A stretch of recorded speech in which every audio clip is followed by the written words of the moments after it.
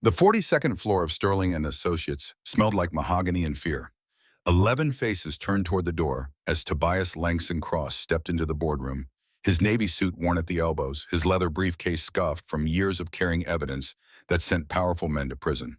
He didn't look at the woman sitting alone at the center of the oval table, her hands trembling in her lap, her $12,000 blazer unable to hide the collapse happening inside her skin.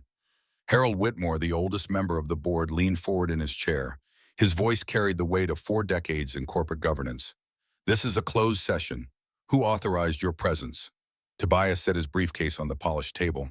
The sound echoed like a gavel. "Miss Rothman retained my services 3 months ago. My name is Tobias Cross. I'm a forensic accountant." Thornton Aldrich Brennan rose from his seat at the head of the table. At 56, he wore his silver hair like a crown, his Armani suit cut to broadcast authority. He gestured toward the security panel by the door. "Miss Rothman's authorization privileges were suspended pending this investigation. Security will escort you out." Tobias opened the briefcase. His fingers moved with the precision of someone who had testified before federal grand juries, who had stood in rooms where silence could destroy lives or save them. He withdrew a single photograph, 8 by 10 glossy. He placed it face up on the table.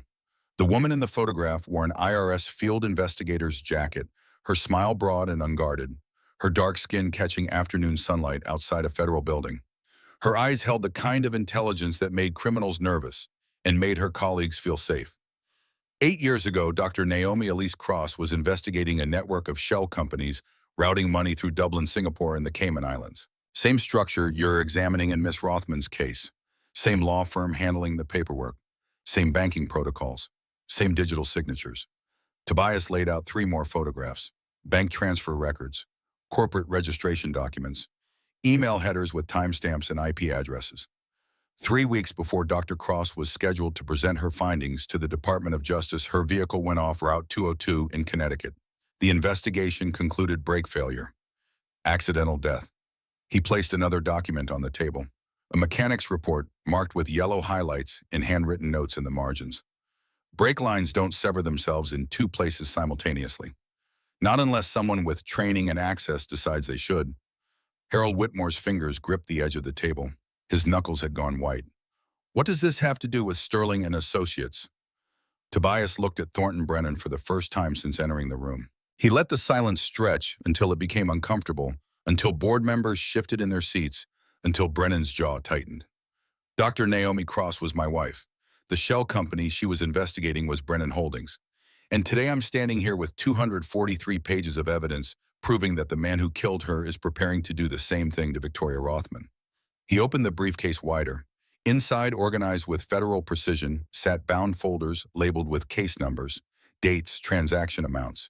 He began distributing them, one to each board member, his movements deliberate. "You'll find documentation of 427 fraudulent transactions spanning 29 years. You'll find sworn testimony from 5 victims currently serving prison sentences for crimes they didn't commit. You'll find audio recordings of a federal investigator confessing to accepting $400,000 to close my wife's case prematurely." Thornton's voice cut through the room like ice over deep water. "This is fantasy, a grieving husband constructing elaborate theories to explain a tragedy. Miss Rothman is guilty of embezzlement. The evidence is manufactured." Tobias didn't raise his voice. He never needed to. "The same way you manufactured evidence against Devin Mitchell in Boston, against Sarah Thompson in Chicago, against James Patterson in Seattle. Shall I continue?" The silence that followed felt like the moment before glass shatters. Harold Whitmore opened the folder in front of him. His eyes moved across the first page, then the second. When he looked up, something in his expression had changed. "These are internal emails from our CFO's office. How did you obtain—" "That doesn't matter. What matters is what they say. Read the exchange dated October 3rd of last year. 2:17 in the morning." The room filled with the sound of pages turning. Somewhere in the building below, phones rang. Outside the floor-to-ceiling windows, Manhattan spread out like a board game where Tobias had learned to play by rules that didn't protect people who looked like him, who started with less, who fought uphill every day. Victoria Rothman's voice broke the silence. It came out smaller than he'd ever heard it, stripped of the confidence that had built empires and crushed competitors. "Why did you wait 3 months to bring this here? Why did you let me think I was alone?" Tobias looked at her directly for the first time. Her makeup couldn't hide the nights without sleep. The Cartier watch on her wrist couldn't buy back the seconds ticking toward her indictment. Because powerful people don't listen to accusations. They listen to proof, and building proof takes time. He pressed a button on a small device he'd placed on the table. A projector screen descended from the ceiling. The lights dimmed automatically. On the screen appeared a flowchart so complex it looked like a neural network with nodes and connections spanning 3 decades. This is what 29 years of systematic fraud looks like. Each node represents a victim. Each line represents a transaction. Follow the pattern.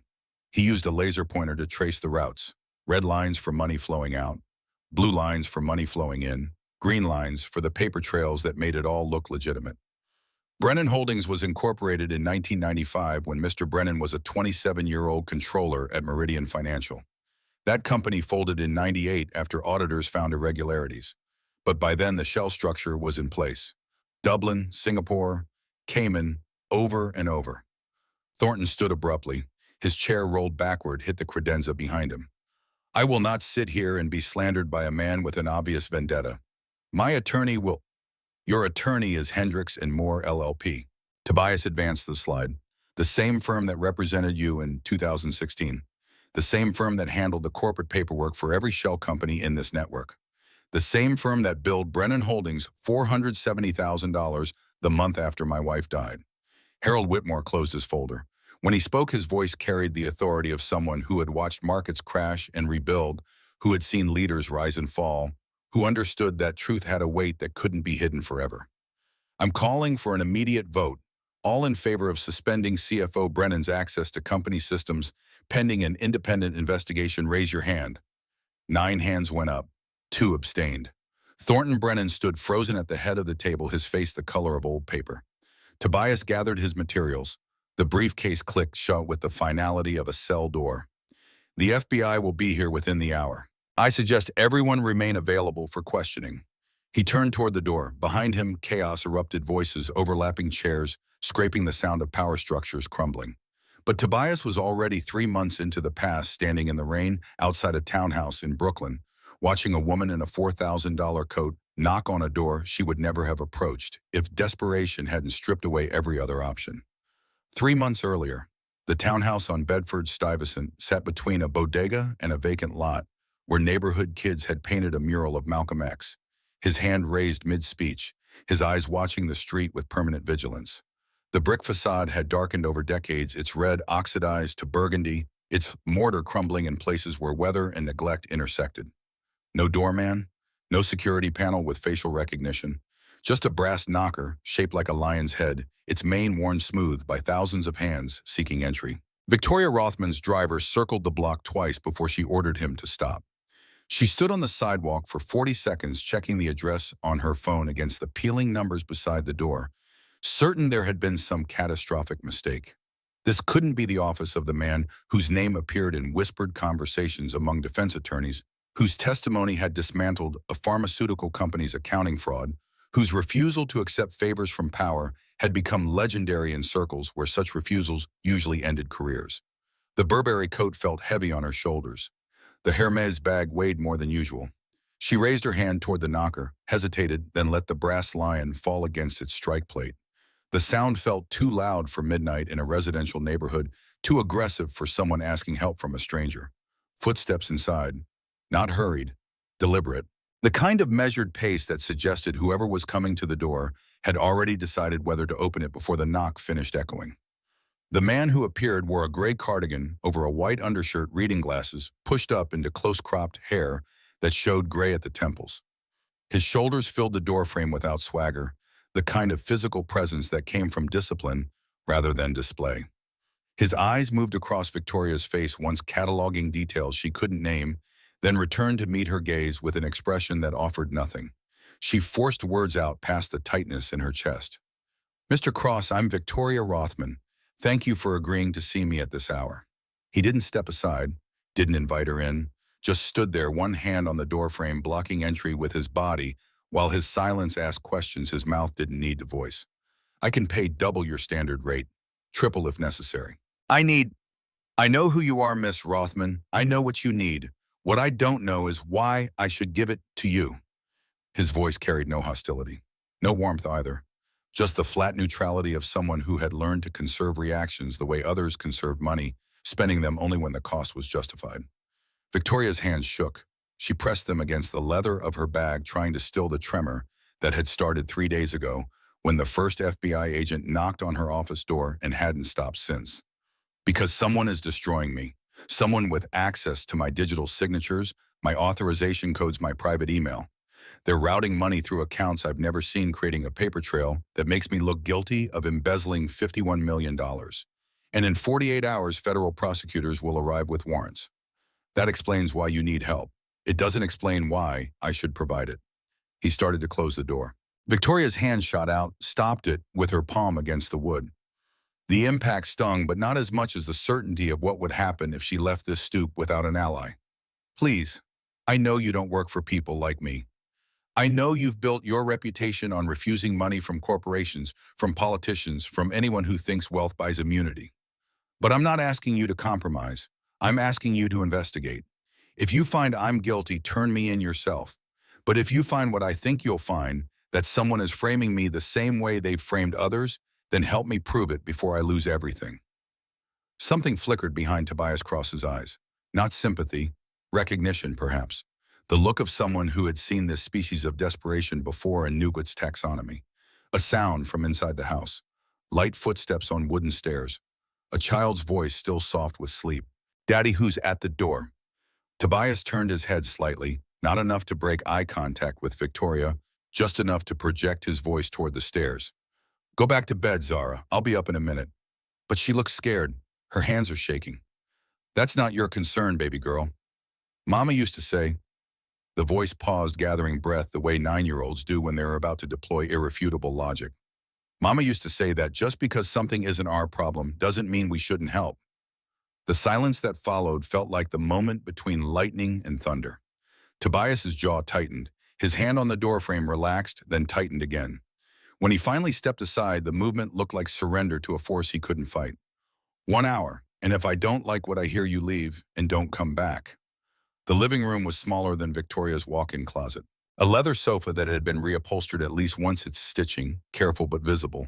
Bookshelves covering an entire wall, arranged not by color or size but by subject, with handwritten labels on each section. Forensic accounting, federal tax code, criminal procedure, African American history. A child's drawing in a simple black frame above the fireplace depicting 2 figures holding hands beneath a yellow sun that took up half the sky. Tobias gestured toward a chair, but didn't offer water, coffee, or any of the hospitalities Victoria had spent her life expecting when entering someone's space. He sat across from her in a worn armchair and waited, his hands resting on his knees, his posture neither welcoming nor hostile. You know why I'm here, she began. I know what the financial news reported this morning. I know your stock dropped 14% by closing bell. I know 3 board members spoke to federal prosecutors yesterday. Beyond that, I know only what you're willing to tell me. Victoria opened her leather portfolio. Her fingers fumbled with the clasp. When had her hands become so uncoordinated before she managed to extract a stack of documents? Printouts she'd made herself because she no longer trusted anyone in her own company. Someone has been moving money through shell accounts connected to our international division. The transactions are designed to look like tax fraud, but they're manufactured evidence. When the SEC finishes their review, they'll find my signature on authorization forms I never signed. Tobias took the documents but didn't look at them. His eyes remained on her face, reading something there that she couldn't hide, no matter how many media training sessions she'd attended, no matter how many times she'd practiced maintaining composure under scrutiny. Why me? Miss Rothman, New York has 100 forensic accountants. Half of them would take your money and ask no questions. Because you don't owe anyone anything. You walked away from Morrison and Sterling at the height of your career. Left a partner track that would have made you wealthy, and no one has ever explained why. You think that makes me noble? Maybe it just makes me stupid. It makes you someone who can't be bought. Someone who won't protect power at the expense of truth. Tobias finally looked down at the papers in his hands. He turned to page 14, his eyes scanning the rows of numbers and routing codes with the speed of someone who had spent years learning to see patterns where others saw chaos. His finger stopped on a specific line. When he looked up, something in his expression had changed. I've seen this before. The 3 words landed like stones in still water, creating ripples Victoria couldn't fully track. What do you mean, the routing structure? Dublin to Singapore to Cayman, the timing delays, the jurisdictional arbitrage. This isn't improvised fraud. This is architecture. He stood, walked to the bookshelf, pulled out a binder from the section labeled Open Cases. He flipped through pages covered in handwritten notes, photocopied bank records, printed emails, found what he was looking for, and brought it back to Victoria.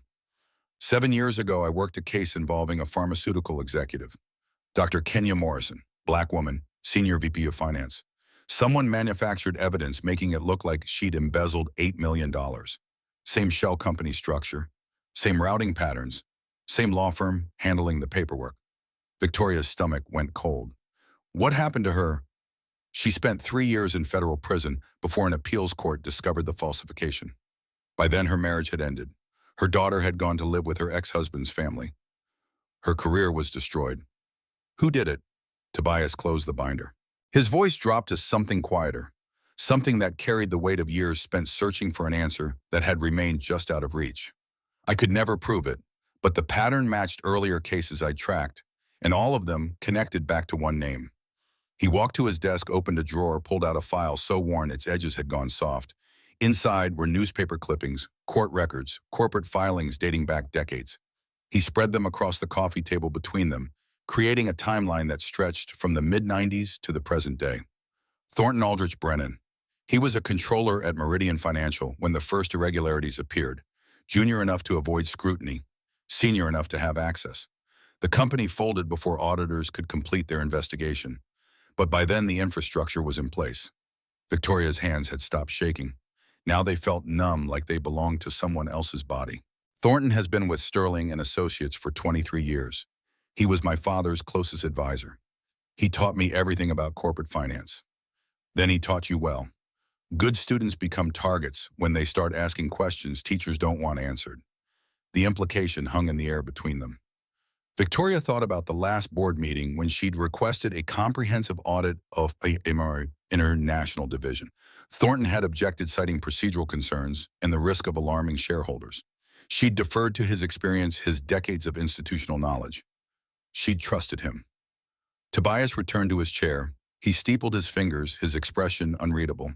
If I take this case, it won't be to save your company. It won't be to protect your reputation. I stopped caring about corporate survival years ago. Then why would you do it? Because if Thornton Brennan is using the same system that killed my wife, then this is my chance to finish what Naomi started, to make sure he can't do this to anyone else. Victoria's throat tightened. She forced the words out anyway. Your wife was Dr. Cross, the investigator in the photograph. Dr. Naomi Elise Cross, IRS Criminal Investigation Division. She was 3 weeks away from presenting evidence that would have sent Brennan to prison for the rest of his life. Then her car went off Route 202 in Connecticut. Brake failure. Single vehicle. No witnesses. You think Brennan killed her?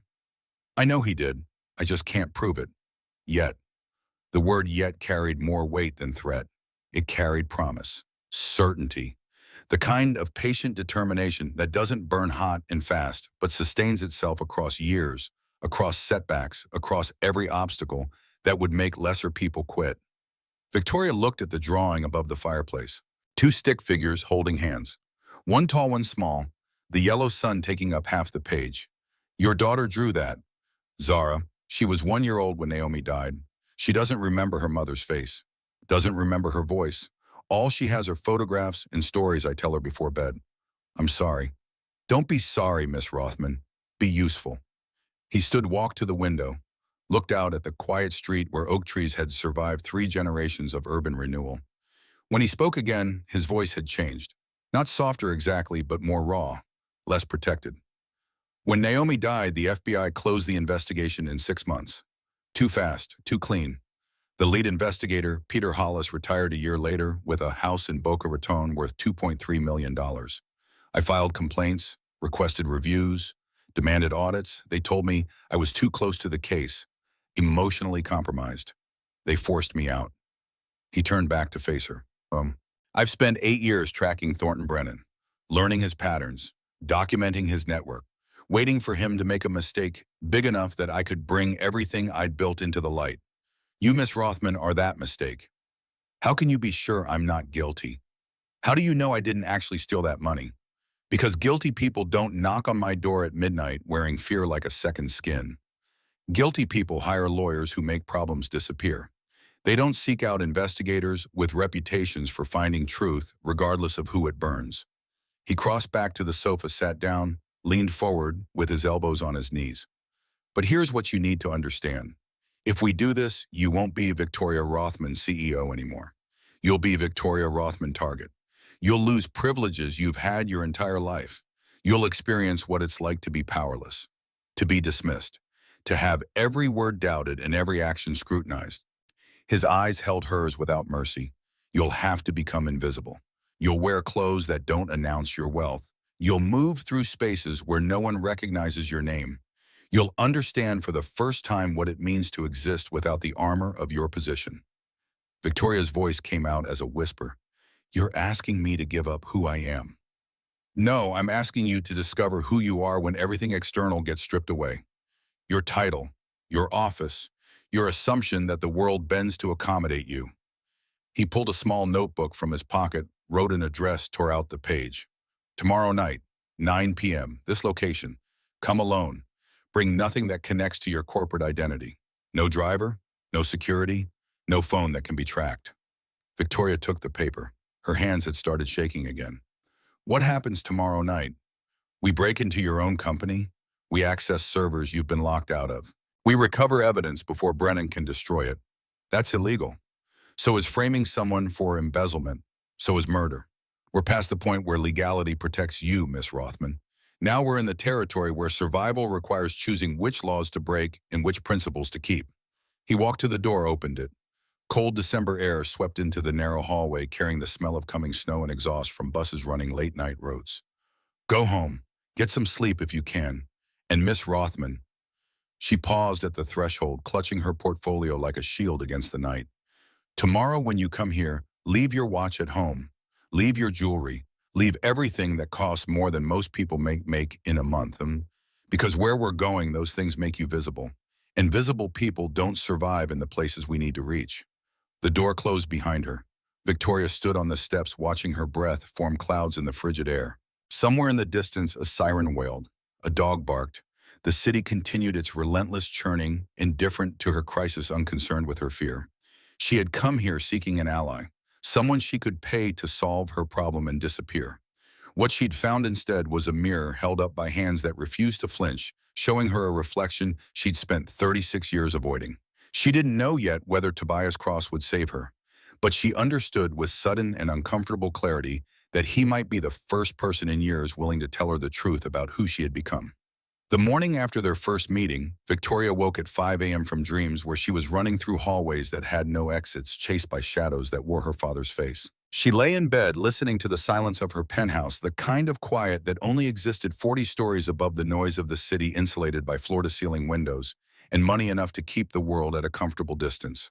Her phone showed 47 missed calls, 17 from board members, 12 from her attorney, 8 from journalists who had somehow obtained her private number.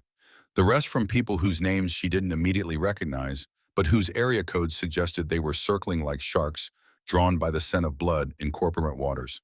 She silenced the device, threw it across the room, watched it land on the sheepskin rug without damage, its screen still glowing with notifications that wouldn't stop until her life had been thoroughly dissected for public consumption. The closet in her bedroom was larger than Tobias Cross's living room. Row after row of designer suits, each one tailored to project authority. Competence, the kind of effortless superiority that made subordinates defer and competitors hesitate. She ran her fingers across the fabrics. Wool from Italian mills, silk from French ateliers, cotton so finely woven it felt like breathing against skin. She pulled out the Chanel suit she'd planned to wear to the emergency board meeting scheduled for tomorrow, black with subtle pinstripes. Conservative but powerful. The kind of armor that had carried her through hostile negotiations and shareholder revolts. Then she thought about Tobias Cross's voice. Leave everything that costs more than most people make in a month. She put the suit back, kept searching until she found clothes she'd bought on impulse years ago and never worn. A simple gray sweater from Banana Republic, black slacks from Ann Taylor, flats that had no designer logo, no recognizable silhouette. She laid them on the bed and stared at them like artifacts from an alien civilization. The phone rang again. Her attorney. She answered this time. Gregory's voice came through, tight with professional concern, masking personal alarm. Victoria, where have you been? I've been trying to reach you for 6 hours. I needed space to think. Space is a luxury you don't have. The FBI has accelerated their timeline. They're executing search warrants tomorrow at 9 a.m. Your office, your home, your car. She walked to the window, looked down at Manhattan spreading out below, all those lives intersecting and diverging, all those people solving problems she would never understand, because her wealth had built walls between her and the texture of ordinary struggle. Let them search. They won't find anything because I didn't do anything. Innocence isn't a defense against well-constructed evidence. We need to meet. Today. I need to understand exactly what we're dealing with. I've retained someone else, a forensic accountant. He's investigating the source of the fraudulent transactions. Gregory's pause lasted 3 seconds too long. Victoria, please tell me you didn't hire some solo practitioner on a recommendation from Google. We need a team. Kroll, Deloitte, someone with institutional credibility. I hired someone who can't be bought. Someone who doesn't care about protecting reputations or managing optics. Someone who wants the truth regardless of where it leads. That's exactly the kind of idealistic thinking that gets clients indicted. Reality doesn't reward truth-seeking. It rewards strategic positioning. She hung up, turned off the phone completely this time, stood in the silence of her penthouse and tried to remember the last time she'd made a decision based on what was right instead of what was advantageous. The memory wouldn't come. It had been too long. Or maybe it had never existed at all. The package arrived at 8 p.m. No return address. Just a plain brown bag left outside her door by a courier who had already vanished by the time she opened it. Inside, a gray hoodie from Walmart still bearing the price tag. $12. Black jeans from a discount retailer she'd never heard of. $29. White sneakers with a single stripe already scuffed as if they'd been worn before. $35. And a note handwritten in precise block letters, 9 p.m., 53rd Street Service entrance. Alone. Victoria held the hoodie up to the light. The fabric was thin, rough against her fingertips. The kind of texture she'd spent her entire life avoiding, training her body to expect only the softest materials, the most refined finishes. She went to her bathroom, removed her makeup, watched her face emerge from beneath foundation and concealer and the careful architecture of enhancement. Without the layers, she looked older, tired. The lines around her eyes told stories about nights spent reviewing quarterly reports instead of sleeping, about decisions that had enriched shareholders while hollowing out something essential in herself. She put on the cheap clothes. They hung wrong on her frame, designed for a body that moved differently, that carried itself without the deportment training she'd received at Brearley at Yale, in every space where her family name had opened doors before she arrived. The mirror showed a stranger, someone who could walk through a subway car without drawing eyes, someone whose presence wouldn't command attention or deference, someone ordinary. For the first time in as long as she could remember, Victoria Rothman looked at her reflection and didn't recognize the woman staring back. She was terrified, and somewhere beneath the terror, she felt something that might have been relief. The service entrance on 53rd Street existed in a dimension parallel to the corporate gleam of Sterling and Associates' main lobby. No marble here. No art installations curated by committees with seven-figure budgets. Just concrete steel doors marked with fading numbers and the smell of garbage bins waiting for morning collection. Victoria arrived at 8:57, her breath visible in the November air, her hands shoved deep into the hoodie's pockets because she'd forgotten gloves and couldn't remember the last time cold had actually touched her skin without barriers of cashmere and silk. Tobias emerged from shadows near the loading dock. He wore similar clothes, dark jeans, a black jacket that had seen years of use, a baseball cap pulled low. He carried 2 canvas bags, the kind contractors use for tools, anonymous and unremarkable. Phone. Victoria reached for her pocket, then remembered. She'd left it on her kitchen counter. Its screen dark, its connection to her severed for the first time since she'd received her first BlackBerry at 16. Home. Good. Follow me. Don't speak unless I speak first. Keep your head down. If we encounter anyone, you're my assistant. You don't know the building codes, you don't know the systems, you barely know English. The cruelty of the instruction landed like a physical blow. Victoria opened her mouth to object, then closed it. This was the price. Tobias had warned her. Invisibility required erasing everything that made her recognizable, including the assumption that her voice carried weight. They moved through the loading dock entrance, past pallets of office supplies and cleaning products. A security guard sat at a desk 30 feet away, his attention fixed on a tablet playing some kind of sports game. Tobias walked with the confidence of someone who belonged, someone performing authorized work at an inconvenient hour. He nodded to the guard without breaking stride. "Evening, Joe. Late shipment. Corporate wants the new servers installed before Monday." The guard glanced up, his eyes passing over Tobias and Victoria with the disinterest of someone who'd worked too many overnight shifts to care about anything beyond his next break. "Sign in." Tobias pulled a clipboard from one of the bags, scrawled names that Victoria couldn't read from her angle, handed it back. The guard returned his attention to the tablet. They were already moving toward the freight elevator before he looked up again. Inside the elevator, Victoria's heart hammered against her ribs. The space smelled like metal and old grease, nothing like the executive lifts with their climate control and subtle lavender scent. Tobias pressed the button for basement level 2. The car lurched downward with a grinding sound that suggested maintenance schedules routinely ignored. "When we reach the server room, I'll need 14 minutes minimum to access the root directory.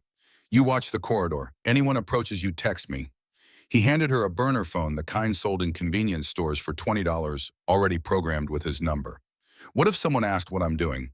Tell them you're waiting for your supervisor. Act confused. Act like you're not sure you're in the right place. Most people will just walk past someone who looks lost and uncertain." The elevator stopped at 15. The doors opened. 3 men in IT department polo shirts stepped in carrying tool bags and coffee and paper cups. They smelled like energy drinks and long nights fixing problems that should have been prevented. One of them glanced at Victoria, his eyes narrowing slightly. "You with the install team?" Victoria's throat closed. Every instinct screamed to assert authority, to explain she belonged here more than anyone. This was her building, her company. But Tobias's earlier words echoed, "Visible people don't survive in the places we need to reach." She nodded, looked at her feet, let her shoulders curve inward, making herself smaller, less significant. "Yeah, first night. Good luck. Brennan's systems are a nightmare. Hope you brought documentation." The elevator continued down. The IT workers got off at ground level, taking their casual competence with them. When the doors closed again, Victoria realized she was shaking. "Breathe." Tobias's voice cut through her spiraling thoughts. "You did fine, but that's the easy part. Now comes the work." Basement level 2 smelled like concrete dust and ozone from electrical systems running constantly. Fluorescent lights flickered overhead, casting uneven shadows across a corridor that stretched in both directions. Pipes ran along the ceiling, labeled with codes Victoria didn't understand. The temperature sat somewhere between uncomfortable and actively hostile. Tobias moved left without hesitation. He'd studied the building schematics, Victoria realized. He'd planned this approach with the same precision he brought to dismantling fraudulent accounting systems. Nothing improvised, nothing left to chance. The server room door bore a placard, "Authorized personnel only." A card reader blinked red beside the handle. Tobias pulled a small device from his bag, something that looked like a phone crossed with a diagnostic tool. He held it against the reader. "Master key card I obtained from a former employee. Should still work unless Brennan updated the system recently." The reader cycled through red, amber, then green. A soft click. The door swung inward on hinges that needed oil, revealing rows of server racks stretching back into artificial twilight. Status lights blinked in patterns that resembled constellations, each machine humming its contribution to the symphony of corporate data storage. 14 minutes, starting now. Tobias disappeared into the forest of machines. Victoria positioned herself at the door, the burner phone clutched in her hand like a talisman. The corridor remained empty. Somewhere distant, a ventilation system kicked on, pushing air through ducts with a sound like breathing. Minutes passed. Victoria's legs began to ache from standing motionless. She'd never noticed before how exhausting stillness could be, how her body had been trained to move through spaces with purpose and destination. Waiting felt like erasure. Footsteps, male voices approaching from the right corridor. Victoria's pulse spiked. She reached for the phone, her thumb hovering over Tobias's number, then stopped. The voices were moving away, not toward her. Some conversation about weekend plans, about a basketball game, about ordinary concerns that had nothing to do with uncovering decades of financial fraud. The silence returned. Victoria's shoulders dropped from where they'd risen toward her ears. She forced herself to breathe normally, to remember that panic had physical symptoms that could be controlled through conscious effort. The techniques she'd learned in yoga classes taught by instructors who charged $300 an hour suddenly felt absurdly inadequate for actual crisis. A different sound? Closer. The electronic chirp of a keycard against a reader, someone accessing a room nearby. Victoria pressed herself against the wall, trying to disappear into the shadows between lights. A door opened 20 feet down the corridor. A maintenance worker emerged carrying a toolbox, moving away from Victoria's position without looking back. She checked her phone. 11 minutes elapsed. Tobias needed 3 more. The corridor stretched ahead empty again, but now the emptiness felt fragile, temporary, like silence before alarms. Inside the server room, Tobias navigated systems he'd studied for months, reconstructing, from memory and deduction, what he couldn't access directly. The root directory required credentials he didn't possess, but security systems always had backdoors for emergencies, for situations where authorization hierarchies collapsed and someone needed control. He'd learned this during his FBI years, during investigations where digital evidence meant the difference between convictions and acquittals. The screen before him displayed folder structures organized by department, by project, by year. He navigated to financial systems, then deeper to transaction authorization. The folders here carried timestamps going back decades, more data than anyone could analyze in 14 minutes or 14 days. But Tobias wasn't looking for everything. He was looking for specific anomalies, patterns that matched what he'd seen in Naomi's investigation 7 years ago. There. A subdirectory labeled Verification Override. He copied the entire folder to his external drive, 300 megabytes transferring at speeds that felt geological compared to modern networks. The progress bar crept forward, 8%, 12%. Somewhere in the building, security systems logged this access, flagged it as unusual, sent automated alerts to administrators who might be sleeping or might be awake. 21%, 26%. Tobias opened a second terminal window, began searching email archives. Thornton Brennan's account required credentials he didn't have, but the server stored unencrypted backups for disaster recovery. Technically illegal to access without authorization. Practically necessary to prevent greater crimes from succeeding. He found exchanges between Brennan and law firm partners at Hendricks and Moore. References to Dublin arrangements and Singapore protocols and Cayman finalization. Language that seemed innocuous without context but revealed architecture with understanding. His external drive was at 43%. Not enough time to copy everything. He prioritized transaction logs from the past 6 months, email backups from the past year, system access records showing who'd modified Victoria's digital signature authentication. The door behind him opened. Tobias's hand moved toward the laptop's power button, ready to force shutdown and destroy evidence of his presence if necessary. But the footsteps were familiar, the breathing pattern one he'd memorized across 8 years of single parenthood. Victoria stood in the doorway, her face pale in the server room's artificial light. 2 security guards, coming this way, 60 seconds maximum. Tobias looked at the progress bar, 68%, not enough. But partial data was better than nothing, and getting caught meant losing everything. He yanked the drive from the port. The transfer stopped abruptly, leaving files incomplete but recoverable. He powered down the laptop, shoved it into his canvas bag along with the cables and diagnostic equipment. Out, through the emergency stairs. East side. They moved through the server racks toward the back of the room. Tobias found the emergency exit, no alarm during off hours, another security flaw he'd identified during his reconnaissance. The door opened into a stairwell that smelled like dust and disuse. They climbed upward, their footsteps echoing off concrete walls, the sound multiplying into phantom pursuers. Behind them, voices in the server room. The security guards discovering the door they'd come through, standing slightly ajar, the evidence of unauthorized access too obvious to ignore. Stop! Security protocols require... Tobias didn't stop. He grabbed Victoria's hand and pulled her upward, taking stairs 2 at a time. The stairwell only went to ground level, but ground level had exits that fed into the street, into crowds, into the anonymous flow of late-night Manhattan, where 2 people in unremarkable clothes could disappear. They burst through the ground-level exit into an alley behind the building. Rain had started falling while they were underground, turning the pavement slick and reflective. Tobias led them right then left, weaving through side streets with the navigation of someone who'd planned escape routes as carefully as entry points. 5 blocks away, they finally stopped in the doorway of a closed bodega. Victoria bent over, hands on her knees, gasping for air. She'd run track and prep school, had maintained gym memberships she rarely used, but fear added weight to every step that conditioning couldn't overcome. Did we get it? Whatever you needed? Tobias pulled the external drive from his bag. Such a small object. Black plastic casing no larger than a deck of cards. Inside, fragments of evidence that might prove Victoria's innocence or might prove insufficient to stop the machinery already in motion.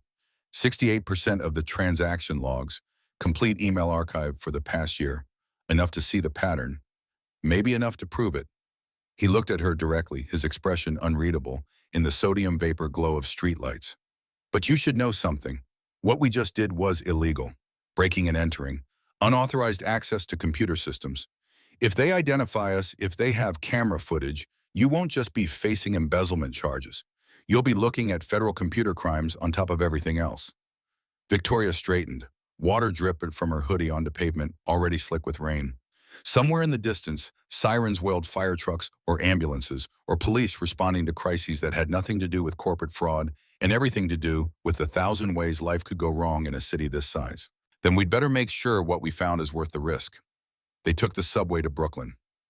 Victoria had never ridden the train before, not once in 36 years living in Manhattan. Her family used car services, private drivers, the insulation that wealth provided against the friction of public transportation. She stood holding a pole slick with the touch of 10,000 hands swaying with the train's rhythm, surrounded by people whose faces showed the exhaustion of jobs that didn't end at 5 p.m. and lives that required more endurance than reward. Across from her, a woman in a nurse's scrubs slept sitting up her head, tilting with each curve in the track. Next to the woman, a teenager in a fast food uniform scrolled through his phone with the vacant expression of someone using screens to escape rather than engage. An older man with paint-stained clothes read a paperback novel with pages so worn they'd gone soft. None of them looked at Victoria. She was invisible here, just another tired person traveling home, too late, too worn down by the day's demands to warrant notice. The anonymity felt simultaneously liberating and terrifying, like falling, but not yet hitting ground. Tobias's townhouse looked different at midnight. The mural of Malcolm X on the adjacent vacant lot had dissolved into shadow, his raised hand now just a darker shape against darkness. Inside, the living room had been transformed. Papers covered every surface, the coffee table, the sofa sections of floor. Documents connected by red string, the classic conspiracy theory aesthetic that would have been laughable if the evidence backing it hadn't sent people to prison. Zara sat on the stairs leading to the second floor wearing pajamas printed with small yellow stars. She held a book in her lap, but wasn't reading, her attention fixed on her father and the stranger who'd disrupted their midnight quiet. "Baby girl, you should be asleep."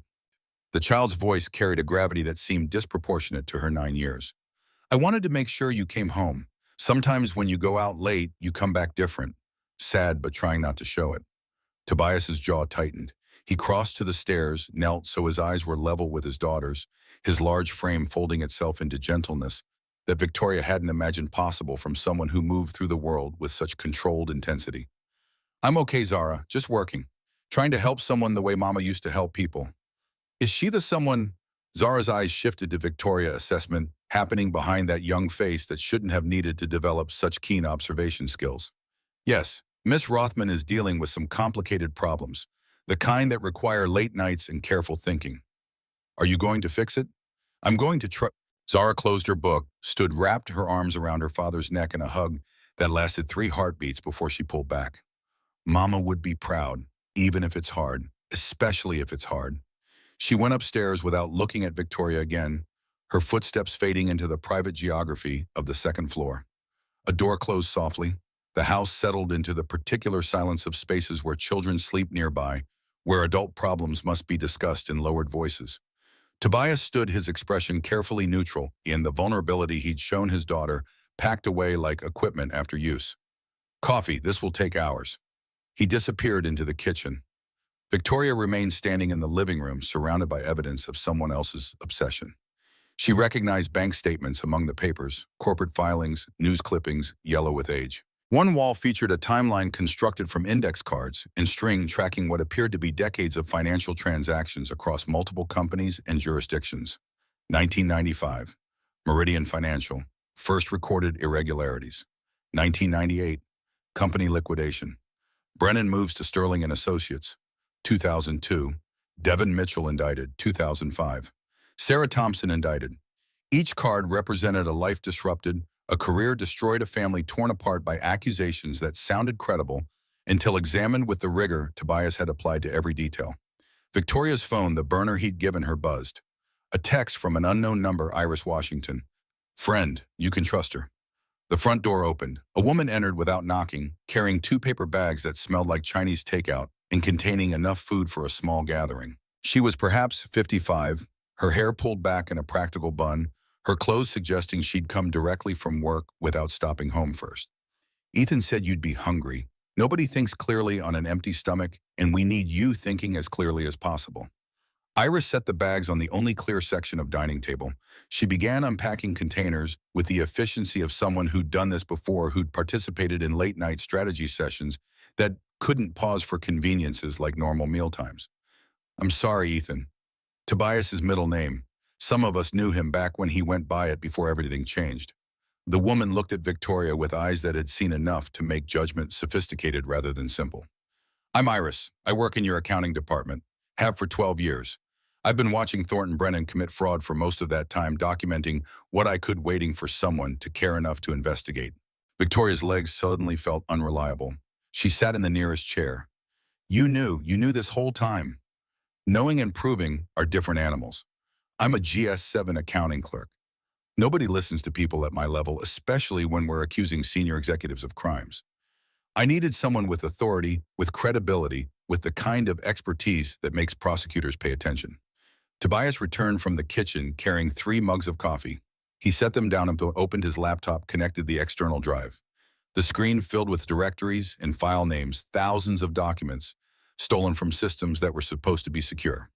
Iris has been feeding me information for 18 months. Small pieces. Innocuous enough that if Brennan discovered the leak, he couldn't trace it back to her. She's risked her job, her pension potentially, her freedom to help build this case. Iris pulled a USB drive from her purse, handed it to Tobias. 6 years of emails. I CC'd myself on every suspicious communication I could access. Blind copied to an external account Brennan doesn't know exists. The most recent batch includes exchanges from last week, Thornton discussing timeline acceleration with someone at Hendricks and Moore. Victoria watched them work together with the synchronization of longtime collaborators. Tobias opened files while Iris explained context, providing narrative tissue that connected raw data into comprehensible story. They'd done this before Victoria realized. Maybe not for this specific case, but they'd developed protocols, established trust, built something that looked like family or partnership, or the kind of alliance that forms when shared purpose becomes more important than personal comfort. Here, Tobias rotated the laptop so Victoria could see. October 3rd, 2:17 in the morning. Someone accessed your digital signature from Thornton's office computer. Look at the activity log. The screen showed credentials and timestamps, evidence that should have been impossible to fake. Victoria's stomach went cold. That's the night I was home, asleep. I couldn't have been in the office. Which is why they chose that time. Anyone checking your calendar would see you had no meetings scheduled, no reason to be working late. The digital trail shows activity, but human witnesses would confirm you were elsewhere. He opened another file. Transaction logs showing money moving through accounts Victoria had never heard of, bearing authorization codes that matched her credentials exactly. They've been building this frame for 8 months. Small transactions at first. 50,000 here, 75,000 there. Amounts large enough to matter but small enough to hide in quarterly reports if nobody was specifically looking. Then the amounts increased. Iris leaned over the laptop, her finger tracing patterns on the screen. See how the timing corresponds with board meetings? Every time you questioned Thornton's recommendations, every time you pushed for transparency or audits, another transaction appeared in the system. He was building insurance, making sure that if you ever became a serious threat, he could destroy you with evidence that looked unassailable. Victoria's hands shook around the coffee mug. The liquid inside had gone lukewarm while they talked, but she drank anyway, needing something to do with her mouth, besides asking questions she didn't want answered. How many others? How many people has he done this to? Tobias pulled up a spreadsheet, names and dates and prison sentences and lives compressed into rows and columns. 12 that I can prove. Devin Mitchell, Sarah Thompson, James Patterson, Jamal Washington, Rebecca Goldstein. 7 others who settled quietly, accepted plea bargains, served time in minimum security facilities, rather than risk trials that might have sent them to maximum security for decades. He paused, his finger hovering over one name that didn't have a prison sentence next to it. Just a date, just a location, just a final notation that read deceased. And Naomi, who asked too many questions, who refused to stop investigating when she was told the case was too complicated, too politically sensitive, too likely to embarrass people with the power to make investigators' lives difficult. The silence that followed felt thick enough to have physical weight. Victoria stared at the name Dr. Naomi Elise Cross and tried to imagine the woman behind it. Tried to imagine loving someone enough to spend 8 years pursuing the person who killed her. Tried to imagine what kind of marriage created that depth of loyalty. What kind of partnership made someone willing to sacrifice career and stability for a chance at delayed justice. Her own marriage had ended in divorce after 3 years. No children, no shared property worth fighting over. Just two ambitious people who discovered they were better at building careers than building anything together. She'd signed papers in her attorney's office, shook her ex-husband's hand like they were concluding a business transaction, and moved on without looking back. Looking at Tobias's face now at the controlled intensity that only emerged when he talked about his dead wife Victoria, understood she'd never loved anyone enough to become dangerous on their behalf. Iris began distributing food-forcing containers into people's hands with the insistence of someone who'd mothered others through crises before. Eat. You'll need energy for what comes next. Now, what does come next? Victoria opened the container mechanically, discovering orange chicken and fried rice that probably came from the same restaurant she'd ordered from when she was in college, before her taste refined itself to establishments where meals cost more than most families spent on groceries. Tobias spread 3 documents across the table: bank records, email transcripts, a photograph of a check made out to Peter Hollis for $400,000, signed by an account registered to Brennan Holdings. Next, we take this to the FBI, not the local field office. They're too close to the original investigation, too likely to have institutional loyalty that clouds judgment. We go to Washington, to Linda Reeves, my former partner.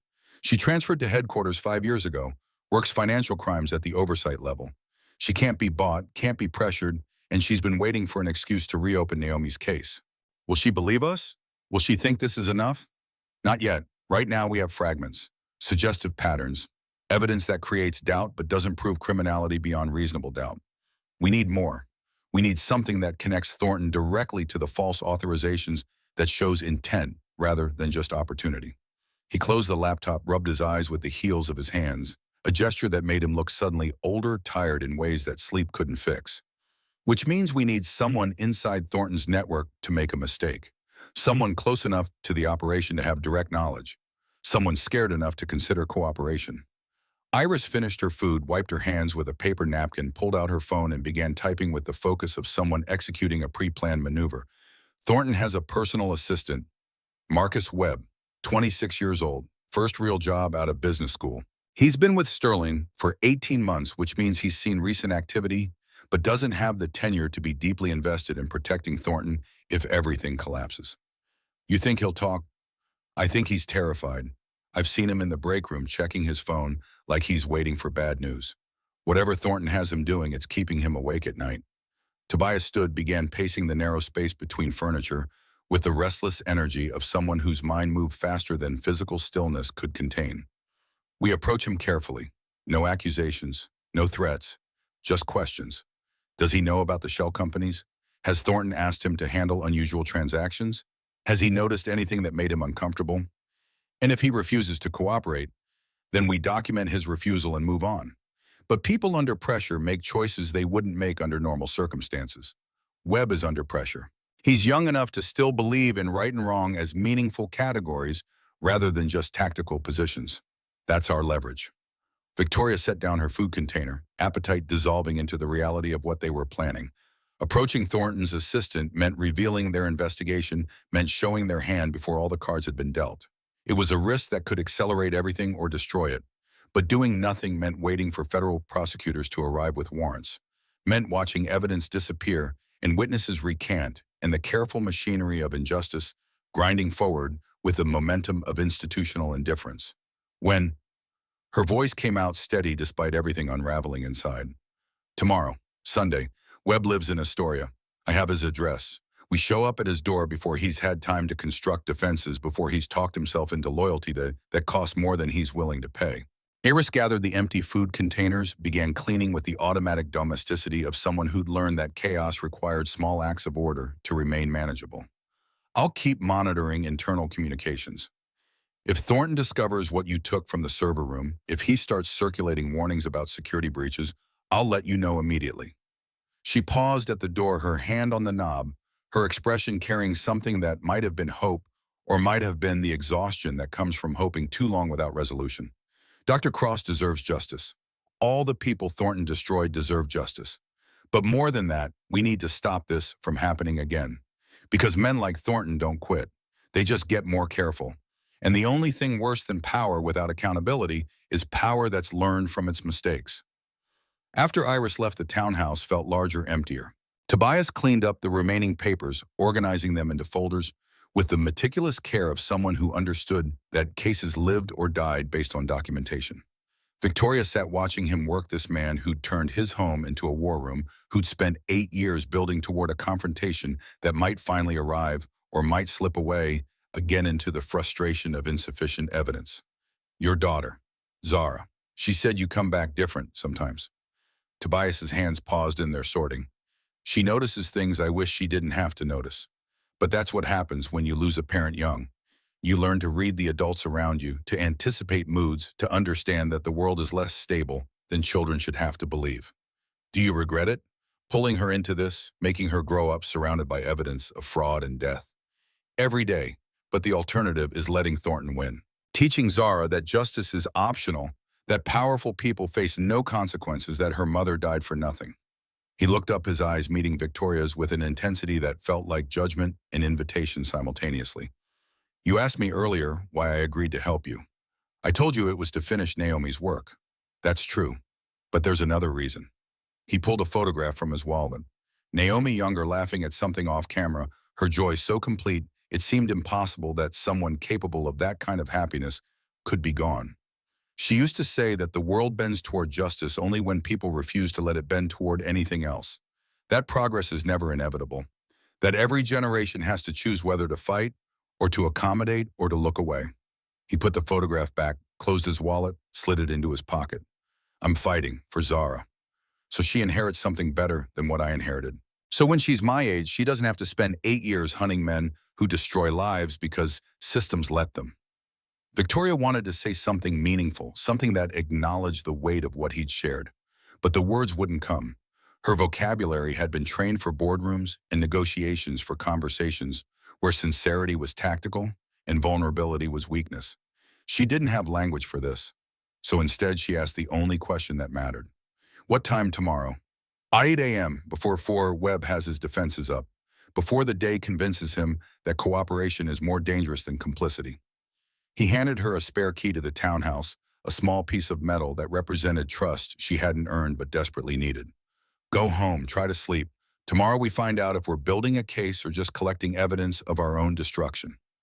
Victoria walked back to the subway, the key heavy in her pocket, heavier than keys had any right to be. The streets had emptied while she was inside, leaving Brooklyn to its 3 a.m. population of shift workers and insomniacs and people whose relationship with the city operated on rhythms disconnected from conventional time. She rode the train back to Manhattan, surrounded by empty seats and reflected lights on dark windows. Somewhere above ground, her life was dissolving. Her company, her reputation, her assumption that the world she'd built could withstand pressure because it had always withstood pressure before. But maybe that had been the problem all along. Maybe she'd built something designed to resist external forces while remaining fundamentally vulnerable to internal rot. Maybe power had made her blind to the corruption operating beneath surfaces she'd never thought to examine. The penthouse felt like a museum when she returned. All these objects she'd collected, furniture and art and clothes and symbols of success that meant nothing when stripped of context. She walked through rooms that suddenly felt like they belonged to someone else, someone she'd been but wasn't anymore. On her nightstand, her real phone sat charging, its screen dark, but its presence accusatory. She turned it off 12 hours ago. Before that, it had been the center of her existence, the device through which her life flowed, the connection that proved she mattered because people needed to reach her constantly. She picked it up, powered it on, watched the screen illuminate with notifications that had accumulated during her absence. 73 missed calls now, 29 voicemails, 46 text messages, an avalanche of concern and curiosity and schadenfreude from people who wanted to know what had happened, whether the rumors were true, whether Victoria Rothman was really going to prison, or whether her family's money and connections would make problems disappear the way they always had. She opened her email. The inbox showed 217 unread messages, most from journalists, Some from business contacts performing due diligence before deciding whether to maintain relationships with someone facing federal charges. A few from friends or people who'd functioned as friends in the shallow ecology of professional networking. And one from Thornton Brennan, sent 4 hours ago. Subject line, "We should talk." Victoria's finger hovered over the message. Every instinct screamed to delete it, to refuse engagement, to maintain the distance Tobias had advised. But curiosity overrode caution. She opened the email. Victoria, I know you've retained outside counsel and investigators. I understand you're frightened. But consider carefully what you're doing. The evidence against you is substantial. Fighting it will only make things worse. I'm willing to help negotiate a favorable outcome, reduce charges, minimal prison time protection of your family's reputation, but only if you cooperate. Only if you stop this destructive path you're on. Call me. Let's resolve this privately before it becomes impossible to control. The words sounded reasonable, measured, the kind of advice a mentor would give someone making terrible decisions. But beneath the surface, Victoria heard the threat: cooperate or be destroyed. Submit or face consequences that would extend beyond her to everyone connected to her. She deleted the email, turned off the phone again, placed it in the drawer of her nightstand, and closed the drawer firmly, like shutting away something toxic. Tomorrow she would help Tobias confront Marcus Webb. They would try to flip Thornton's assistant, try to build the case that might save her. But tonight, alone in her penthouse 40 stories above the city, Victoria Rothman finally understood what Tobias had been trying to teach her from their first meeting. Power wasn't armor. It was just the temporary illusion of safety, the comfortable lie that wealth and position could protect against consequences. Real safety came from something else entirely, from people willing to stand beside you when systems failed, from choosing truth over convenience, from refusing to look away when looking away would be easier. She'd spent 36 years looking away, building wealth, accumulating success, climbing hierarchies that rewarded ambition and punished curiosity about how the machinery actually worked. Now finally she was looking directly at the rot, and what she saw was going to Marcus Webb lived in a fourth-floor walk-up in Astoria, the kind of building where mailboxes in the lobby bore names written on masking tape, and the stairwell smelled like decades of cooking oil that had seeped into walls and would never fully dissipate. Sunday morning traffic sounds filtered through windows that didn't quite seal buses grinding through gear changes. Car horns, the particular rhythm of a neighborhood waking slowly, because this was the one day most people didn't have to rush. Tobias knocked at 7:58. Two firm raps, not aggressive, but not tentative either. The kind of knock that said the person on the other side had every right to be there and wouldn't be easily dismissed. Footsteps inside. A pause. The sound of someone looking through a peephole, evaluating threat levels, or deciding whether to pretend no one was home. The door opened, 6 inches, stopped by a chain lock. Marcus Webb's face appeared in the gap, 26 years old, but already showing stress lines around his eyes. Hair uncombed, wearing a t-shirt from a charity 5K, and sweatpants that suggested he'd been trying to sleep late and failing. "Can I help you?" Tobias held up his forensic accounting credentials, the official-looking document that opened doors through the authority of expertise rather than law enforcement. "My name is Tobias Cross. I'm investigating financial irregularities at Sterling and Associates. I need 15 minutes of your time. It's important." Marcus's eyes flicked from the credentials to Tobias's face to Victoria standing slightly behind, then back to the credentials.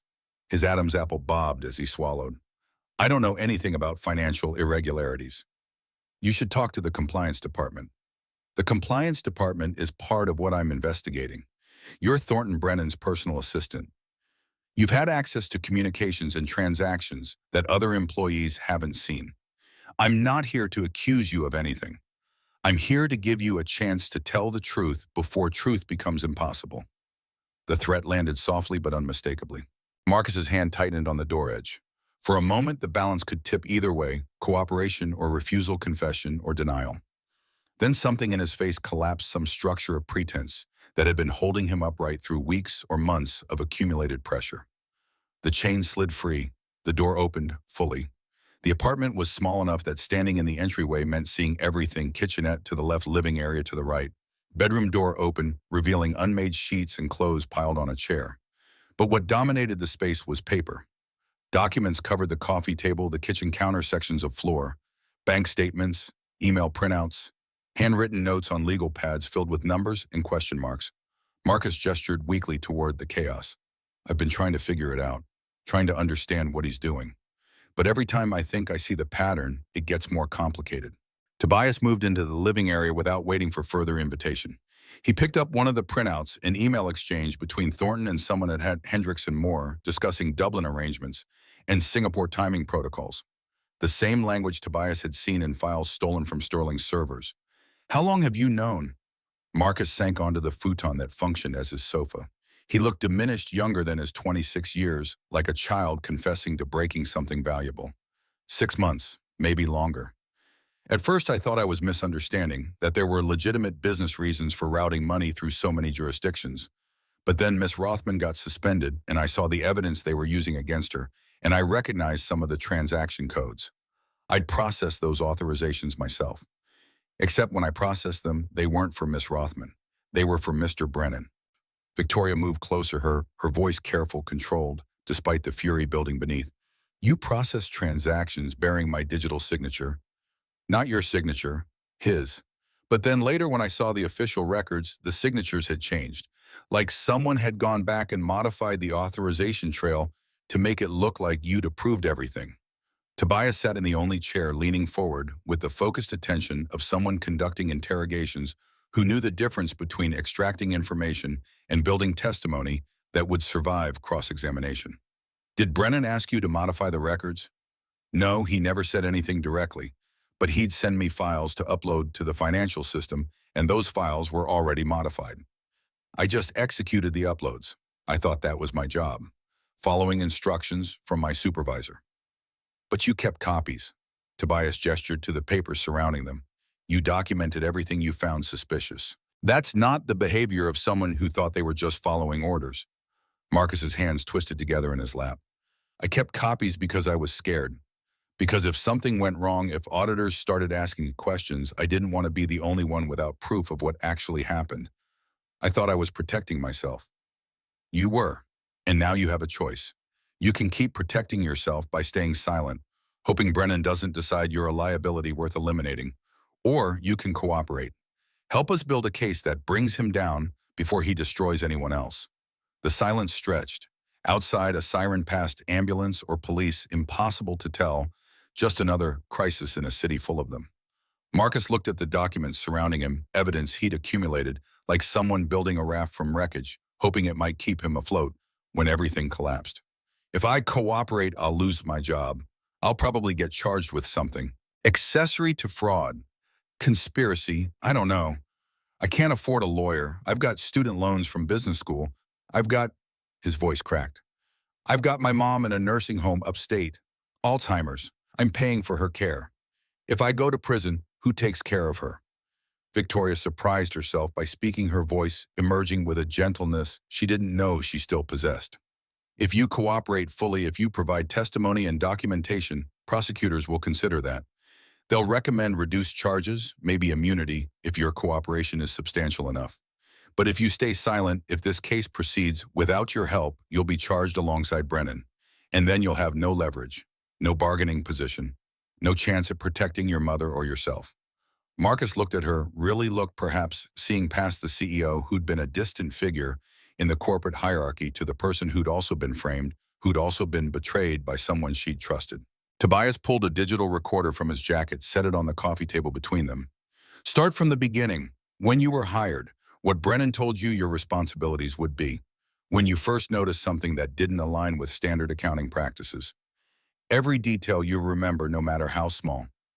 Marcus talked for 40 minutes. His voice shook at first, then steadied as confession became catharsis. He described transactions routed through subsidiaries that existed only on paper.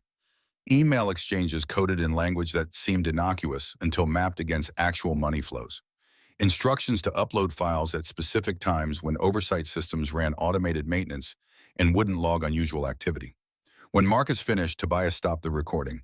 "We need everything you have, all the copies you made, all the files you saved, and we need you to come with us, now, to meet with FBI agents who can offer protection while we build this case." Marcus's hands started shaking. "He'll know. As soon as you start using this evidence, Brennan will know I talked. Which is why you need federal protection. Pack a bag.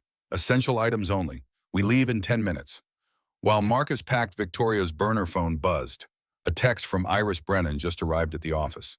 Sunday morning, never does that. Something's happening. She showed the message to Tobias, his jaw tightened. He knows we accessed the servers. He's checking to see what was taken, trying to assess damage. Another text from Iris. He's in his office on the phone. Body language says panic. The meeting location was a coffee shop in Park Slope. Linda Reeves sat in the back corner when they arrived at 2 p.m. flanked by two agents whose names she didn't immediately provide. She looked older than Tobias had described, 52 instead of 48, but her eyes held the sharp intelligence of someone who'd spent decades following money trails through jurisdictions designed to obscure rather than reveal. She stood when Tobias approached. Ethan, I wondered if you'd really found something or if this was another false lead. It's real, Linda. Everything I told you on the phone, and it's bigger than I initially thought. He set two bankers' boxes on the table. Linda opened the first one, began examining documents with practiced speed. After 15 minutes, she looked up. This is substantial, but it's also complicated. Brennan has resources, political connections, the kind of legal representation that will challenge every piece of evidence. I know, but we have Marcus Webb, Brennan's personal assistant, direct testimony about how the fraud was executed. Linda's eyes shifted to Marcus. You understand what cooperation means. You'll be deposed. Repeatedly. They'll attack your credibility, your memory, your motivations. Marcus's voice came out barely above a whisper. I understand, but I can't keep living like this. Can't keep being part of destroying people. One of the agents, a woman in her 30s with the compact build of someone who ran marathons, pulled out a digital recorder. We need a preliminary statement. Everything you witnessed, everything you processed, every instruction Brennan gave you that seemed unusual. Marcus talked for 90 minutes. The coffee shop around them filled with Sunday afternoon customers, families with small children, couples reading newspapers, students working on laptops. Normal life proceeding in oblivious parallel to the dismantling of a criminal enterprise that had operated successfully for nearly 3 decades. When Marcus finally finished, Linda closed her notebook. We'll need to take you into protective custody. Today, now, there's a safe house in White Plains. You'll stay there until we've secured additional witnesses and evidence. She turned to Iris, who had joined them 30 minutes into Marcus's testimony. You're still employed at Sterling. For now, Brennan doesn't know I've been documenting his activities. Can you continue that? Can you stay inside, keep monitoring, report anything unusual while we build the case? Iris's hands tightened around her coffee cup. You're asking me to go back into that office tomorrow morning and act like nothing's changed while knowing federal agents are investigating my boss. I'm asking if you're willing to help us make sure he doesn't destroy evidence before we can execute search warrants. We need 72 hours to get authorization to coordinate with prosecutors to have everything in place for simultaneous raids. Iris looked at Tobias, something unspoken passing between them. I've been watching Thornton Brennan destroy lives for 12 years. I'm not walking away when we're this close. Linda assigned the marathon runner agent to escort Marcus to the safe house. After they departed, Linda gathered her materials. This is going to move fast now. Brennan will sense the walls closing. He'll make mistakes because desperate people always do, but he'll also be dangerous. She looked at Tobias directly. Warrants will be ready by tomorrow night. We execute Tuesday morning, 6 a.m. Simultaneous raids on Brennan's home, his office, Sterling's financial department. Be ready. Victoria and Tobias returned to the townhouse as evening descended. Zara had fallen asleep on the sofa, her marine biology book open across her chest. Tobias carried her upstairs, tucked her in with practiced gentleness. When he came back down, he looked more tired than Victoria had seen him. Linda thinks we have decent odds, better than I've had in 8 years, but they're not certainties. His phone buzzed 20 minutes later. A text from Linda: warrants approved. Tuesday, 6 a.m., Brennan, his home, Sterling offices. Simultaneous. Tuesday, 40 hours away. Everything would either validate their work or expose them as delusional conspiracists who'd destroyed lives, including their own, chasing phantoms. Victoria stood to leave. Tobias handed her back the spare key she'd forgotten she was carrying. Keep it. Come back Tuesday morning. Early. We'll watch the news together. Find out whether we won or whether we need to start planning what survival looks like when you've lost everything. She pocketed the key, called her attorney on the subway ride back to Manhattan. Gregory, I need you to draft my resignation as CEO, effective Wednesday morning. Victoria, this is insane. You're innocent. Once the truth comes out, I don't want to run it anymore. Prepare the statement. I'll tell you when to file. She hung up. stood in her penthouse looking at the city spreading below all those lights representing lives she'd never know. For the first time since this started, Victoria felt something that might have been peace. Tuesday would bring whatever Tuesday brought, but she would face it with eyes open. Tuesday morning, 5:38 a.m. Victoria stood outside Tobias's townhouse in pre-dawn darkness. Her breath formed clouds in December air that promised snow. Inside, lights were already on. Through the window, she could see Tobias moving in the kitchen, making coffee with the methodical precision of someone performing rituals to control what couldn't be controlled. She knocked softly. He opened immediately like he'd been waiting. Couldn't sleep either. Didn't try. Figured sleep was a waste of the last few hours before everything changes. They sat in the living room with the television on, but muted news channels cycling through their early morning programming. Zara appeared on the stairs at 5:53, already dressed for school, sensing the tension without needing explanation. Is today the day? Tobias nodded. Today's the day, baby girl. She sat between them on the sofa, small and solid and certain in ways 9-year-olds shouldn't have to be. At exactly 6 a.m., Tobias unmuted the television. For 8 minutes, nothing changed. Weather reports, traffic updates, a congressman caught in a scandal that would have seemed significant yesterday but felt trivial now. Then at 6:08, the breaking news banner appeared. FBI raids Sterling and Associates. CFO arrested in major fraud investigation. The screen showed footage federal agents entering the Sterling building, carrying boxes escorting employees out. A separate camera showed Thornton Brennan's brownstone in the Upper East Side, agents emerging with computers and file boxes. The anchor's voice carried the breathless excitement of journalists who'd stumbled onto something bigger than expected. We're getting reports of multiple simultaneous raids connected to what sources are calling a decades-long embezzlement and fraud scheme. Thornton Brennan, chief financial officer of Sterling and Associates, was taken into federal custody approximately 20 minutes ago.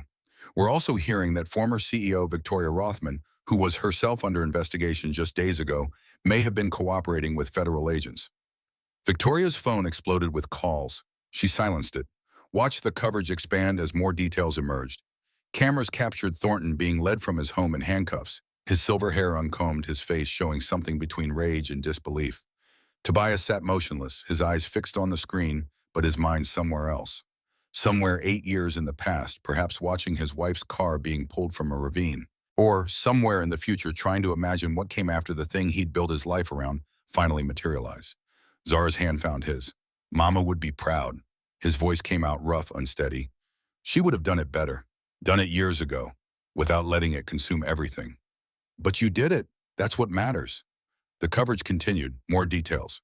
12 victims, 29 years, $134 million, a network of shell companies spanning 3 continents, and emerging now testimony from multiple sources, including Marcus Webb, Iris Washington, and documentation provided by Victoria Rothman herself. By 7 a.m., Sterling's board had issued a statement.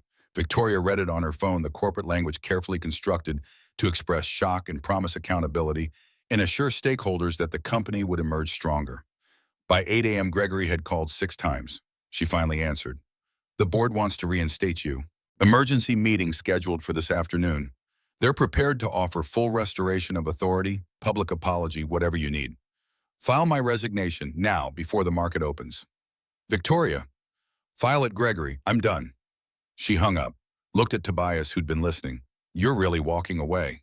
I'm walking towards something else, something that doesn't require pretending I didn't spend years enabling what Thornton built. At 9:15, Linda Reeves called Tobias. Brennan's lawyer is already talking about deals. Wants to negotiate testimony against bigger fish, the politicians and judges who were part of the network. We're not biting, not yet. We want him for everything, including Naomi. You can prove it. We found communications, encrypted files on his home computer that he thought were secure, details about the brake line modification, payment records to the mechanic who did the work. That mechanic died 4 years ago, convenient, but the paper trail exists. Tobias closed his eyes. His hand gripped the phone so tightly Victoria thought it might crack. How long until trial? Realistically, 18 months minimum. His lawyers will file every motion challenge, every piece of evidence, drag this out as long as possible. But we have him, and barring something catastrophic, he'll spend the rest of his life in prison. After the call ended, Tobias sat in silence for 10 minutes. Then he walked to the bookshelf, pulled down the binder labeled Naomi, case files. He opened it to the first page, a photograph of his wife outside the IRS building, smiling alive, believing in systems that had killed her. I need to tell her, need to go to the cemetery. Tell her it's done. Zara was already getting her coat. Greenwood Cemetery, Brooklyn. 10 a.m. The grave was simple. Black granite, minimal text. Dr. Naomi Elise Cross, 1981, 2016. She refused to look away. Tobias knelt in grass, still wet with morning dew. Zara stood beside him, one hand on his shoulder. Victoria remained a few steps back, understanding this moment belonged to them. We got him. Tobias's voice barely carried above the wind, moving through bare trees. Took 8 years longer than it should have. But we got him. He'll die in prison. And the system he built, the one that protected him, that let him destroy so many people, we pulled it into light, made it visible, made it impossible to ignore. He placed flowers on the grave, yellow roses. Naomi's favorite. Zara had told Victoria on the drive here. I don't know what comes next. Don't know who I am when I'm not hunting the man who killed you. But I know Zara needs a father who's present instead of haunted. I know there are other Thornton Brennans out there, other people using power to destroy anyone who threatens them. Maybe I keep fighting. Maybe I teach Zara to fight. Maybe that's enough. Zara knelt beside her father, placed her own flowers, smaller, picked from the bodega on the way, bright purple against the gray stone. Bye, Mama. I wish I remembered you. But Daddy tells me stories, and I know you were brave. I'm going to be brave too. They stayed for 20 minutes. Then Tobias stood, helped Zara up, turned to Victoria. Thank you for believing me when you had every reason not to, for risking everything to help finish what Naomi started. Victoria shook her head. You gave me something more valuable than proving my innocence. You showed me what I'd become, what I'd been ignoring. That's worth more than a career or a reputation. They walked back toward the car. Behind them, Naomi's grave remained, bearing witness to the price of refusing to look away and to the slow grinding machinery of justice that sometimes, not always, but sometimes delivered what the dead could no longer demand for themselves. 7 months later, July. The courtroom in the Southern District of New York was packed beyond capacity. Journalists, victims, families of victims, people who'd never met Thornton Brennan but understood what he represented, the impunity of power, the assumption that certain people existed above accountability. Victoria sat in the third row, no longer recognizable as the CEO who'd once commanded boardrooms. She wore simple clothes. Her hair had been cut shorter. The Cartier watch was gone, sold months ago, the money donated to the fund she'd established, the Naomi Cross Justice Foundation, supporting legal aid for fraud victims. Tobias sat beside her, Zara on his other side. The child had missed a day of school to be here to see the end of something that had shaped her entire life. The judge, a woman in her 60s who'd spent 40 years on the bench and had seen every species of criminal defense, read the verdict without inflection. On count 1, wire fraud, we find the defendant guilty. On count 2, money laundering, guilty. On count 3, conspiracy to commit murder in the death of Dr. Naomi Cross, guilty. The courtroom erupted. The judge's gavel cracked against wood, demanding order. Sentencing came 30 minutes later. 35 years in federal prison without possibility of parole, to be followed by forfeiture of all assets connected to the criminal enterprise and restitution to victims in the amount of $134 million. Thornton Brennan stood motionless, his face the color of old paper. His lawyers were already preparing appeals, but everyone in the courtroom understood those appeals would fail. The evidence was overwhelming, the testimony unimpeachable. This was done. As marshals led Brennan away, he looked back once. His eyes found Tobias. For a moment, something passed between them, not understanding exactly, but recognition. The hunter and the hunted. The man who'd destroyed lives and the man who'd spent 8 years ensuring that destruction had consequences. Then Brennan was gone, disappeared into the federal prison system, where he would die forgotten by everyone except the people he'd harmed. Outside the courthouse, reporters swarmed. Microphones thrust toward Tobias, toward Victoria, toward the other victims who'd testified. Tobias held up one hand, silence spreading from that gesture. Justice delayed is not justice denied. It's justice that requires patience, documentation, and the willingness to keep fighting when every instinct says to quit. My wife, Dr. Naomi Cross, believes systems could be reformed, that corruption could be exposed, that truth mattered more than power. Today proves she was right. That's all I have to say. He took Zara's hand, walked away from the cameras, away from the crowds, toward a future he could finally imagine, without the weight of unfinished business crushing every attempt at moving forward. Victoria watched them go, Then she turned to face the reporters. I'm establishing a scholarship fund in Dr. Cross's name. Full tuition for students from underserved communities pursuing careers in forensic accounting, federal law enforcement, or investigative journalism. Because the only way to prevent more Thornton Brennans is to train the next generation to recognize corruption and refuse to accommodate it. The questions came rapid fire, but Victoria was already moving following Tobias and Zara toward where they'd parked toward whatever came next. 2 years after the verdict, September, Central Park. The same bench where Victoria had sat on her first day as CEO, young and ambitious, and certain the world would bend to her will if she was smart enough and worked hard enough. She sat there now watching Zara, 11 years old, gangly in the way of preteens, brilliant in ways that suggested she'd inherited both parents' intellects, throw a frisbee for a dog they'd adopted 6 months ago. Some kind of shepherd mix rescued from a kill shelter, scarred but learning to trust again.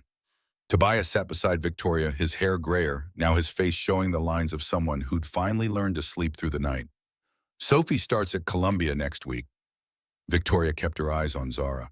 Pre-law, says she wants to prosecute white-collar crime. Says she watched what happened to me and decided the system needed people who understood how corporations actually operate. That's good. That's the legacy that matters. What about you, FBI, keeping you busy? Too busy, but it's good work, real work. Cases that matter instead of just maintaining appearances. Linda has me training new agents, teaching them to recognize patterns, to see the architecture of fraud beneath the surface chaos. They sat in comfortable silence. Around them, the city continued its relentless motion, people living and dying and struggling and succeeding. Most of them never knowing about Thornton Brennan or Naomi Cross or the small battles fought in courtrooms and offices in townhouses in Brooklyn. Zara ran over the bounding beside her. Dad, can we get ice cream, please? Yeah, baby girl, we can get ice cream. They started walking toward the park exit. Zara ran ahead with the mound, her laughter carrying back on September wind that promised autumn was coming, that seasons change, that nothing remained static, no matter how permanent it seemed. Victoria walked beside Tobias, this man who'd saved her by showing her what she'd lost, who'd taught her that justice required patience and documentation, and the refusal to look away, even when looking away, would be infinitely easier. Do you think it was worth it? 8 years of your life spent hunting one man? 8 years Zara spent without both parents. All of it for 35 years in prison. Tobias considered the question seriously, the way he considered everything. Worth is the wrong metric. It was necessary.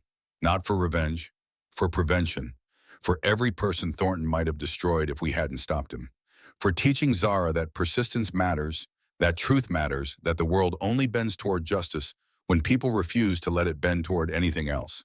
He paused, watching his daughter play with the ball in the afternoon sunlight that turned everything golden. Naomi used to say that we don't choose our battles, circumstances choose them for us. But we do choose whether to fight or to accommodate. I chose to fight. You chose to fight. And because we did, 73 families got their lives back. That's not everything, but it's something. They reached the ice cream vendor. Zara ordered strawberry. The dog sat patiently, hoping for drop cone. Victoria looked at this makeshift family, not related by blood, not brought together by choice, but bound by shared experience of loss and justice, and the slow rebuilding that comes after everything falls apart. She thought about her penthouse sold months ago, her CEO title abandoned, her old life dismantled piece by piece until nothing remained except the person she'd been underneath all the armor. That person was smaller than the CEO, less impressive, less confident in her own importance. But she was real, and she was free. I should go. Meeting with the foundation board in an hour. We're approving this year's scholarship recipients, 30 students. Full rides, including 2 from families of Brennan's victims. Tobias nodded. Zara waved goodbye, her mouth already full of ice cream. Victoria walked back toward the street, toward the subway. She now took everywhere, toward the rent-controlled apartment in Queens where she lived, toward the work that gave meaning to days, that no longer revolved around quarterly earnings and shareholder value. Behind her, Tobias and Zara stayed in the park enjoying ice cream and each other's company, and the particular peace that comes from knowing you did what needed doing, even when it cost you everything, even when no one would ever fully understand what that cost entailed. The world bent toward justice slowly, sometimes imperceptibly. But it bent when people like Naomi refused to look away, when people like Tobias refused to quit, when people like Victoria learned to see beyond the privileges that had made them complicit. It bent, not perfectly, not completely, but enough to matter. And that was the only victory anyone could reasonably demand.